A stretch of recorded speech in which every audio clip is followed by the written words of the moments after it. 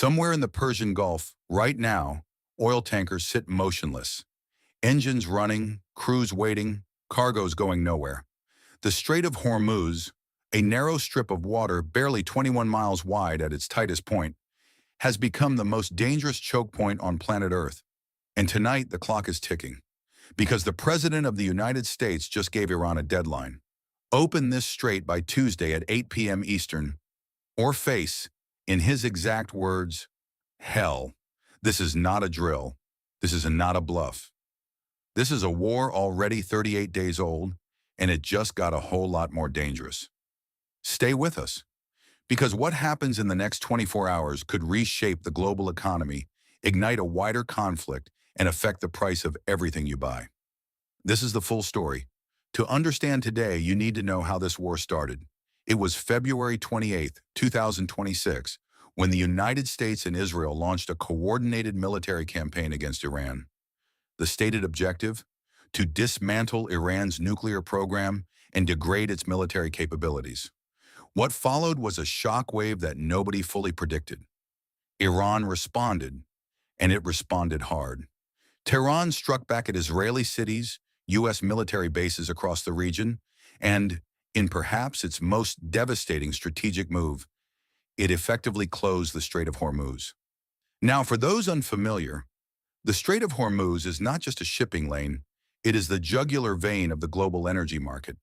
In peacetime, roughly 20% of all the world's oil and natural gas passes through this 21-mile-wide bottleneck between Iran and the Arabian Peninsula. When Iran shut it down, the consequences were immediate and severe. Brent crude oil, the international benchmark, rocketed to over $109 per barrel, up nearly 50% from where it was when the war began. Tankers stacked up in the Gulf. Energy prices surged across the United States, Europe, and Asia. And the world started asking a very serious question. How long can this go on? For weeks, the Trump administration's public position on Iran wavered between threats and tentative diplomatic signals. But on March 26th, President Trump drew a line. He gave Iran a 10-day ultimatum: reopen the Strait of Hormuz or face devastating consequences. And as the clock wound down, the president's language became something else entirely. On Saturday, April 4th, Trump posted on Truth Social, "Remember when I gave Iran 10 days to make a deal or open up the Hormuz Strait? Time is running out, 48 hours before all hell will rain down on them." Then on Easter Sunday morning, things escalated even further. Trump threatened to bomb Iran's power plants and bridges, targeting civilian infrastructure, if the strait wasn't reopened. Tuesday will be Power Plant Day and Bridge Day, all wrapped up in one, in Iran. There will be nothing like it. He then extended the precise deadline, Tuesday, 8 p.m. Eastern Time.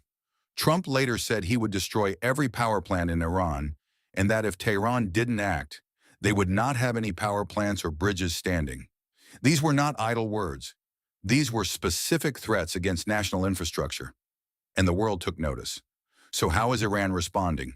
Not with surrender, not with silence, but with defiance, and a carefully calculated counter-strategy. Tehran has rejected Trump's ultimatums publicly and emphatically. Iran's foreign ministry spokesperson called the threats reckless, while Iran's deputy foreign minister described them as a threat to commit war crimes. Iran's parliamentary speaker fired back directly, "You won't gain anything through war crimes. The only real solution is respecting the rights of the Iranian people and ending this dangerous game." And Iran is not sitting still militarily. Iranian missiles struck the northern Israeli city of Haifa, killing 4 people in a residential building. Iranian missiles and drones targeted Kuwait, the United Arab Emirates, and Saudi Arabia, forcing all 3 countries to activate their air defense systems. The UAE alone intercepted 23 ballistic missiles and 56 drones in a single day, and since the war began, has engaged nearly 500 ballistic missiles, more than 23 cruise missiles, and over 2,100 drones. Meanwhile, Iran's control over the strait has not completely stopped all shipping. It has reportedly been charging up to $2 million per vessel for passage, for ships from countries it considers friendly, but for vessels tied to the United States, Israel, or their allies. no passage at all. Overall, maritime traffic through the strait has dropped by more than 90% compared to last year. Iran's message is clear. This waterway is leverage, and it will not be given up cheaply. Amid all of this, a remarkable story unfolded on the battlefield that shows just how intense this conflict has become. On Friday, April 4th, an American F-15E Strike Eagle fighter jet was shot down over Iranian territory. 2 crew members were aboard. One pilot was rescued quickly, but the second airman went missing for over a day, deep inside Iran's mountainous interior. Then on Sunday, 3 words electrified the nation.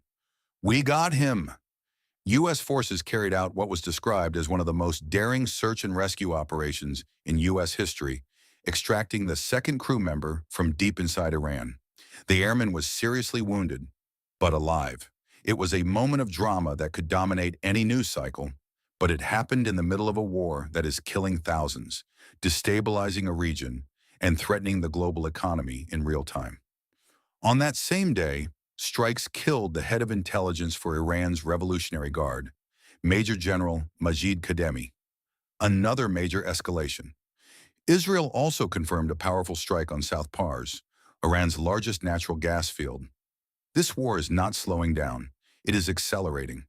Now here is where things shift, and where there is a small window of hope. Behind the scenes, a frantic diplomatic effort has been underway. Pakistan, Egypt, and Turkey have been serving as intermediaries between Washington and Tehran in indirect negotiations. On Sunday night, just hours before the deadline, a new peace proposal was circulated. It calls for a 45-day ceasefire, immediate reopening of the Strait of Hormuz, and a 2-phase framework. A pause in fighting followed by comprehensive peace talks. Pakistan's army chief reportedly stayed in contact all night with U.S. and Iranian officials, pushing both sides toward agreement. Qatar and Oman also engaged in diplomatic efforts. European leaders warned that targeting energy infrastructure is illegal and unacceptable. The message from the international community is clear: step back from the edge. But there is a problem. The United States acknowledged the proposal, but did not commit to it. Military operations are continuing, and Iran rejected the idea of a temporary ceasefire, saying it would only allow its opponents to regroup and continue the war. Iran wants a permanent end to the conflict, financial compensation for damages, and guarantees it will not be attacked again. From Tehran's perspective, a 45-day pause is not peace. It is a trap. Here is the part that should concern everyone. This is not just a regional conflict. This is an economic crisis unfolding in slow motion. Oil at $109 per barrel is only the beginning. Central bank officials warn this war could fuel inflation and delay interest rate cuts. Energy prices are rising across Europe. Gulf states are under pressure. Oil infrastructure is being targeted. And for everyday consumers, even if the strait reopens tomorrow, prices will not fall immediately. The damage is already done. Every day this conflict continues, the hole gets deeper. So here we are. Monday, April 6, 2026. The deadline expires tonight at 8 p.m. Eastern. Both sides have a proposal on the table, but neither has accepted it. Airstrikes are continuing. Missiles are flying. A top Iranian commander is dead. An American airman has been rescued.